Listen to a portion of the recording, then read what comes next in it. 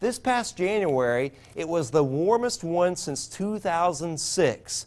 And it's the 11th warmest January since 1875. And of course, that's forced a lot of the early flowers and the early trees budding out to start to sprout.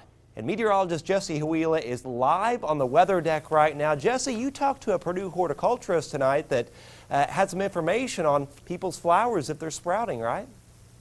Yeah, Chad, of course, we can't control Mother Nature and what she may do to our gardens this season, but there are some tips that you can do to protect them from any wild temperature swings we see. I spoke with Rosie Lerner, a Purdue horticulturist, earlier today, and she gave me some very helpful tips that you can use to protect your garden from this season's wild temperature swings. It feels like a wonderful start to spring. The birds chirping, the warm breezes and sunshine, and temperatures that have been in the 50s and even 60s. But not so fast. Although it may feel like March, the calendar still says it's the middle of winter.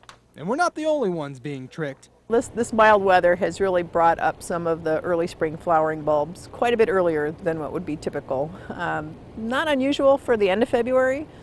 For the end of January, 1st of February, it's a bit early. Sprouts of all kinds can be found popping up throughout the Purdue University horticulture garden. Daffodils, winter aconite, and even tulips. Yes, tulips are starting to sneak above the surface thinking it's spring. But considering spring is still more than a month away, what does this mean for your garden? Probably they'll get nipped back a little bit once we drop down in temperature, and surely we will.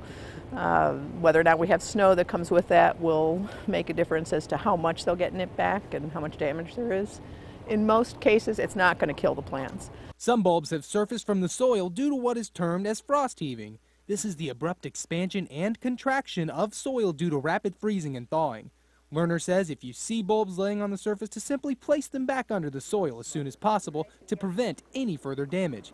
But don't dig too deep. You're actually risking smothering them because they've got some foliage already up above the ground. You don't want that to be covered up. That kind of increases the likelihood of disease attack and so forth. So you'd really rather that they go dormant again. That would be the ideal thing to do. Lerner says while you can't help Mother Nature's winter kicks and springtime tricks, you can help the flowers in your garden by keeping an eye on their early progress. Now, with more mild temperatures in the forecast this week, it's important that you keep track of your garden's perennials for any more development. Lerner tells me that the more development that happens early this winter could have a bad effect later this winter if we have any bigger cold snaps, really reducing the vibrance that comes during spring. Reporting live from the weather deck, Jesse Huila, News Channel 18.